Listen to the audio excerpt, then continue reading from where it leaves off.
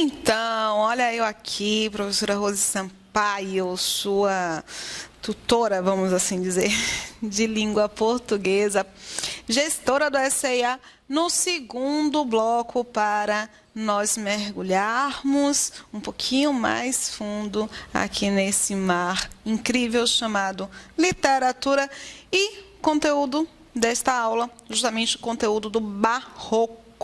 Nossa escola literária das contradições e, como eu falei no primeiro bloco, uma escola literária que não finda ali nos anos de 1600, ao contrário, ela acompanha a história da humanidade. Hoje ainda vemos composições, pinturas, arquitetura com inspiração barroca, tá? O conflito faz parte da essência humana. E nós findamos o bloco anterior tratando justamente das figuras de linguagem mais recorrentes no Barroco. Quais foram elas, Rose? Antítese, paradoxo, oxímoro, tá? E agora nós vamos tratar... Vimos também o hipérbato, a inversão da ordem preferencial, da ordem preferencial. E nós vamos ver, tcharam, nossa metáfora. É uma figura de linguagem muito recorrente, não somente na escola do Barroco, mas em todas as escolas literárias, toda a produção artística literária tem muito de metáfora. E eu vou contar um segredinho para vocês, pelo amor de Deus. Não confunde a ideia do metafórico, que é um sinônimo para figuração, com a ideia de que tudo que estiver no sentido figurado é metáfora, ok? Não é a mesma coisa. Para acontecer metáfora, é necessário que haja dois elementos de classes distintas, tá? De classificações distintas sendo aproximados. Por exemplo, um animal e uma pessoa e um objeto, uma pessoa e um acontecimento, por exemplo, quando se fala, ela é um tsunami. Eu acho que Ivete Sangalo um tsunami, gente. Eu acho que aquela mulher, Maria, não a ideia da destruição. Porque para que haja metáfora, é necessário que haja uma característica comum entre esses dois elementos, tá? A relação que eu faço entre Ivete Sangalo e o tsunami é justamente a ideia da intensidade, da grandiosidade, da magnitude. Vejam que eu até me estendo, mas eu realmente acho ela um verdadeiro tsunami. Isso é metáfora. E nós, durante o processo do Barroco, nossa... Se a metáfora é utilizada pelas escolas literárias todas, o Barroco também explorou bastante desta figura de linguagem. Vou aqui fazer uma leitura bem rápida, tá? Do que é metáfora, conceito, assim, para aproximar algo mais técnico. Por meio dela, a metáfora, o poeta revela semelhanças profundas que descobre na realidade. Deve haver dois elementos, tá? De tipos distintos, sendo aproximados devido a uma característica comum. Também se fala muito de sinonímia. Nós temos duas figuras de linguagem voltadas à aproximação. As mais importantes, é lógico, porque a metonímia também é uma figura de aproximação. Mas aí, lance para uma outra aula. A metáfora e a símile, a comparação. A comparação... figura de linguagem, não é aquela comparação de Vitória, minha filha de 16 anos, lindíssima, a cara da mãe. Vitória é como Rose. Isso é uma aproximação, é uma comparação, mas não é uma comparação de figura de linguagem. Porque para ser comparação de figura de linguagem, é necessário que sejam elementos de tipos distintos, ok? Nós temos que avaliar bastante isso. E aí você encontra no processo da metáfora uma aproximação, uma relação sinonímica, por aproximação figurada, em que há dois elementos distintos, de classificações distintas, e uma aproximação por causa de uma característica comum. Nem sempre o elemento que está sendo aproximado está claro, está explícito, tá? Mas aí você precisa identificar a relação. Gosto muito de dar esse exemplo aqui, porque é muito claro. Às vezes o professor fica carente de exemplo, gente, de uma coisa. Mas, quando eu falo que o corpo, o seu corpo, em seu corpo, quase cansei. Nas curvas de seu corpo eu me perco. Quando nós falamos assim, nós estamos comparando o corpo a uma estrada. Porque você não pode se perder nas curvas de um corpo, exatamente. Há uma relação figurada aí. Por quê? Porque existe uma característica comum, tanto a estrada quanto o corpo apresentam curvas, tá? É necessário que você identifique qual é a característica comum para fazer esta aproximação. Aqui você tem um texto de Jacinto Freire de Andrade, em que aparece uma metáfora. As aves que eram no bosque, clarins de plumas animados, faltando-lhes a estrela alva, suspendem tristes o encanto.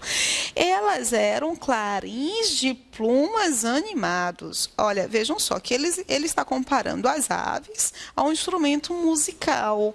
Então, você tem a relação de aproximação, porque tanto a ave quanto o instrumento musical, eles emitem uma sonorização acolhedora, interessante, harmoniosa, ok? Por isso que há aí uma metáfora.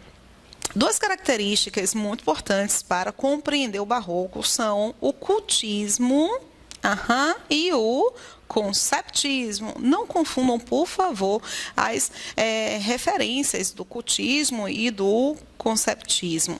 Cultismo não lembra culto? Então, você tem a ideia da formalidade, do rebuscamento, de uma estratégia sofisticada. E conceptismo está relacionado aí a conceito. Então, você tem uma exploração muito densa em relação às ideias, a um jogo de ideias. Em relação ao ocultismo, aqui, algumas observações. Significa jogo de palavras, tá? Também é chamado de gongorismo, pois foi inspirado no poeta espanhol Luís de Góngora, nascido em 1561, morto ali em 1627. É um estilo que utiliza a descrição, termos cultos, preciosismo vocabular, linguagem rebuscada e ornamental para expressar ideias. Então, pensa aí, cultismo, a ideia de culto, então, o rebuscamento. Além do uso desses termos, o cultismo valoriza os detalhes e a forma textual. É comum o uso de diversas figuras de linguagem, hipérbole sim, é exagero. Hipérbato, o quê? Inversão, hipérbole, sinestesia. Nossa, quando você tem aí uma mistura de sentidos, tá? A sinestesia é quando você lê um texto e consegue perceber a exploração aos sentidos diversos, visão, audição, tato, paladar, a antítese, o paradoxo, a metáfora, dentre outras figuras de linguagem, que são as mais relevantes para o barroco, ok? Vamos aqui verificar o conceptismo, aquilo que mexe com o conceito, com a ideia. Com raciocínio lógico, portanto, né, gente? Eu tenho aí características marcantes. Silogismo. Teve uma questão, uma prova recente que eu resolvi em sala de aula, em que os alunos não conseguiram, eles tiveram dificuldade de resolver a questão por causa do termo silogismo, porque não sabiam o que era silogismo, tá? O silogismo, ele faz parte de um pensamento dedutivo. O que é a linha de raciocínio dedutiva? É quando você sai do maior para o menor. O indutivo sai do menor para o maior. No método dedutivo, você tem duas premissas e chega a uma conclusão. Isso é o silogismo. É quando você tem uma base aqui na dedução, apresenta duas premissas que geram uma terceira proposição lógica. Por exemplo, bem bobo. Todos os mamíferos mamam. Eu mamei. Portanto, eu sou mamífero. Então, você tem aí uma referência a duas proposições, duas afirmações e uma terceira proposição, que é justamente a conclusão do que foi proposto. E o sofisma? O sofisma, para quem já estudou um pouquinho de filosofia, sabe ali da escola do sofisma, né? Que é quando você tem um argumento lógico que gera, aparentemente, é baseado em um argumento lógico. E isso gera uma ilusão de verdade. Aquela estelionatário adora fazer isso. Vai, você tem uma apresentação de retórica, um discurso lindo, ele parte de um princípio muito lógico e ele cria uma ilusão de verdade. Mas, quando você vai identificar a fundo, percebe que há uma falácia, um engodo, um embuste, tá? Aí no processo, é mentira mesmo. Você encontra aqui características, jogo de ideias, também chamado de quevedismo. Esses termos, para quem vai fazer concurso da área de docência, o termo é importante. Gongorismo é para o cultismo, Luiz de Góngora. E quevedismo, inspirado no poeta espanhol Francisco de Quevedo, 1580, 1645, datas não importam muito, quando a questão é uma questão mais contemporânea dos estudos, né, literários e de como isso é cobrado em prova. Mas é interessante você perceber, você situar o momento, os anos de 1600, como eu tenho falado desde o início. Aí está, portanto, situado no século XVII. O jogo de ideias, uma retórica aprimorada. A gente, todo estelionatário sabe, tem uma retórica que é uma beleza. Bem como a imposição de conceitos é notória. É definido pelo uso de argumento lógico, valorizando sempre o contexto textual. Eu não estou chamando os poetas do barroco de estelionatário, não, tá? Eu estou indicando, chego a gaguejar.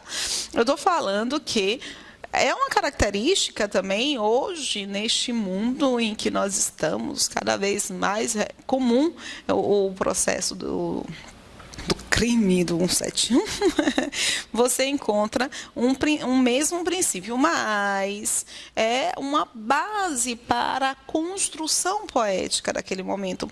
Mesmo porque, lembrem-se que eles estavam vivenciando um profundo conflito pessoal, religioso, social. Então, acabavam por incorrer justamente a um discurso que amenizasse essa dor. E, às vezes, esse discurso que ameniza a dor é um discurso também baseado em ilusões, falar aquilo que o outro quer ouvir, mesmo que não seja uma verdade. O objetivo era convencer e instruir. Em relação ao ocultismo, que prezava pela descrição e exagero, o conceptismo preferia a concisão. Nós temos o Antônio Vieira, o padre Antônio Vieira, que é um representante também bem importante, juntamente com Gregório de Matos, do nosso barroco. Ok? Belezinha? Vamos seguir, meu povo. Para pensarmos um pouquinho no contexto entre barroco no Brasil, nós temos que pensar no barroco em Portugal. Ok? Algumas observações para marcar um contexto histórico aqui. O barroco em Portugal vai se iniciar durante o período de colonização do Brasil e de diversos conflitos com os holandeses. Todo mundo estudou história aí, lembra do conflito entre holandeses e portugueses por causa dessa região do Nordeste, ali Sergipe e parte de cima, que tentavam conquistar parte do território além-mar. É um surgimento da União Ibérica, diversas contendas com a Espanha e a Guerra de Restauração enfraqueciam ainda mais o país, despontando uma grande crise econômica, política e social. Portugal ele vivenciou muitos problemas econômicos, todo mundo sabe, né? Isso é fato histórico. Espanha e Portugal, eles estavam livres do processo de guerra, relativamente, no período da expansão marítima. Inglaterra e França estavam guerreando nesse momento. Então, eles acabaram saindo à frente de toda essa busca por novas terras. Pois é.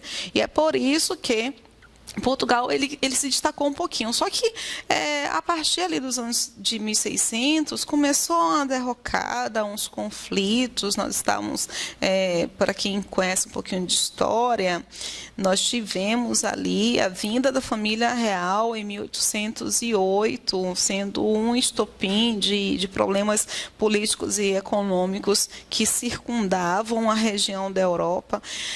A história é uma paixão, gente. Amo. Ave Maria. E verificar a história, a parte da literatura é muito precioso, né? Pelo menos na minha opinião, mas eu sou suspeita. No geral, a Europa enfrentava momentos de crise entre o humanismo renascentista e o medievalismo religioso. Foi o que eu comecei a falar no primeiro bloco, quando eu estava ali apresentando a questão do renascimento cultural e científico. Com a contra-reforma de Martinho Lutero, a Igreja Católica começa a se enfraquecer e perder muitos fiéis. Por quê? Porque tem uma outra percepção em relação a esse Deus. Você não tem um Deus que quer que você continue pobre enquanto a nobreza está lá no conforto de seus palácios. Você tem um Deus que não quer concentrar conhecimento, né? Então você tem uma perda consubstancial, porque a maioria não é uma maioria de nobres, é uma maioria de plebeus, não é? Nós encontramos barroco no Brasil, tem início no final do século XVII. Na literatura, o marco inicial do barroco é a publicação da obra. Essas obras, para quem vai fazer concursos voltados à área de docência, são importantes, tá? Prosa, principalmente FCC. Gente, a FCC, ela pergunta cada coisa, que só Jesus na causa.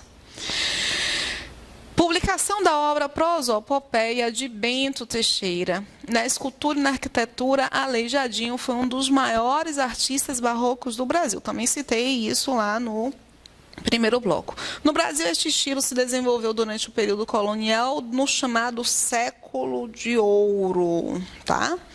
Mas as pessoas acabam confundindo, porque o século de ouro são os anos de 1600, mas nós temos aí o arcadismo sendo um momento, não do ápice do século de ouro, do período de ouro, da exploração de ouro no Brasil, mas justamente a decadência, né? Então você tem alguns conflitos aí relacionados justamente aos louros, ao déficit do século de ouro que o século de ouro nos deu. Mas isso são cenas para o próximo capítulo, arcadismo. Foi durante o ciclo do ouro que a exploração desse minério foi a principal atividade econômica desenvolvida no país. Em Minas Gerais foi o maior foco, onde muitas jazidas foram encontradas. Todo mundo sabe disso também, quem tem um mínimo conhecimento em história. Nessa época, a primeira capital do Brasil, Salvador, foi transferida para o Rio de Janeiro. Padre Antônio Vieira. Padre Antônio Vieira, nossa, que hora... Você está vivo, vocês viram? Mudou. O Padre Antônio Vieira nasceu em Portugal, mais precisamente na cidade de Lisboa, e em 6 de fevereiro de 1608, nasceu, né? E morreu em São Salvador da Bahia, em 18 de julho de 1697. 89 anos. A obra do Padre Antônio Vieira pode ser dividida em 3 tipos de trabalhos. Ele trabalhou com profecias, com cartas e com sermões. Os sermões são belíssimos, gente, belíssimos. As profecias contam 3 histórias. História do futuro. Continua vivo, vocês estão sentindo, né? História do futuro. Esperanças de Portugal. Clovis Profetarum Sebastianismo. Foi justamente uma certa puxaçãozinha de saco para Portugal. São cerca de 500 cartas que versam sobre relacionamento entre Portugal e Holanda, sobre a Inquisição e os cristãos novos e sobre a situação da colônia. Essas cartas do Padre Antônio Vieira, tá erradinho aqui, olha. Vamos corrigir? Não, depois, né? Vamos desconsiderar, tá errado. Essas cartas, eu vou colocar aqui corretamente. a palavra escrita. Essas cartas, voltando, elas servem como também uma base de entendimento do que estava acontecendo naquele período. É um registro fantástico. É um registro fantástico acerca da história nacional e a história também europeia, né? Interessante é pensarmos o seguinte: ele escreveu cerca de 500 cartas, mas não tem um número exato. Eu acredito que deve ter sido muito mais. Por quê? Carta é algo que se perde. Então, para eles guardarem, terem acesso a quase, ou um pouco mais, ou um pouco menos de 500 cartas, eu acredito que muitas outras cartas acabaram se perdendo. Nesse momento, você encontra uma abordagem histórica, cultural do período que é, nossa, fantástica. São quase 200 sermões, o melhor da obra de Vieira. Ai, são lindos mesmo. Em estilo barroco, conceptista, portanto, totalmente oposto ao gongorismo. O pregador português usa a retórica jesuítica para trabalhar ideias e conceitos. E é para conversão também, não é, gente? Pelo amor de Deus. Portugal estava lá perdendo os fiéis, ele precisava também, como representante da igreja, fazer alguma coisa. Então, os sermões, eles servem para isso. Eu tenho muita fé, que o pessoal acha que quando eu falo assim, rindo, não é um riso questionando a religião, mas as intenções, né, que estão por detrás disso tudo. Sigamos. Ai, nosso lindinho, gente. Gregório, pense no cara. Tá vivo isso aqui. Pense no cara, olha que coisa massa. Eu sou aquele que com os passados anos cantei na minha lira maldizente torpezas do Brasil, vícios e enganos. Peguei de uma fonte que apresentava essa vírgula. Eu não concordo com essa vírgula aí não, tá? Mas, enfim, não iria mudar. Tenho, no entanto, de falar que eu não concordo com ela. O maior poeta barroco brasileiro e, quiçá, um dos maiores poetas, quiçá não, com certeza, um dos maiores poetas brasileiros. Gente, ele tem coisas fantásticas. Quando você lê Gregório, quando é a poesia amorosa, você enxerga uma contemporaneidade. Quando é uma poesia voltada aos conflitos individuais, você enxerga a contemporaneidade. Quando você percebe uma poética satírica, a poética satírica de Gregório, aí essa não tem para ninguém. Você consegue perceber o contemporâneo nu e cru. Então, é um homem que estava realmente à frente de seu tempo. Estou olhando ali o tempo também, né? Vamos lá. Não se sabe ao certo quando é o nascimento de Gregório. Considera-se que em 1633, morreu aí em 1696, relativamente jovem, portanto, né, para os parâmetros atuais. O maior poeta barroco brasileiro, sua obra permaneceu inédita por muito tempo, imagina. Suas obras são ricas em sátiras, além de retratar a Bahia com bastante irreverência. A obra divide-se em poesia amorosa, poesia satírica, poesia lírica religiosa. Tem uns poemas eróticos de Gregório que, nossa, se alguém escrevesse aquilo ali para mim, eu ia ficar arrepiada. Lírica amorosa. Às vezes é a mais pura idealização do amor. Parece, opa! Na poesia satírica, chamado de O Boca do Inferno, depois que morreu, né? Já que permaneceu inédita durante bastante tempo, mas ao se analisar a obra, se percebeu o tom rígido, severo, com o qual ele trabalhava. Não perdoava ninguém, não passava a mão pela cabeça, não, gente. Era rico, pobre, negro, branco, mulato, padre, freiras, autoridades civis e religiosas, amigos, inimigos, todo mundo caía na malha fina. Era pior do que a Receita Federal.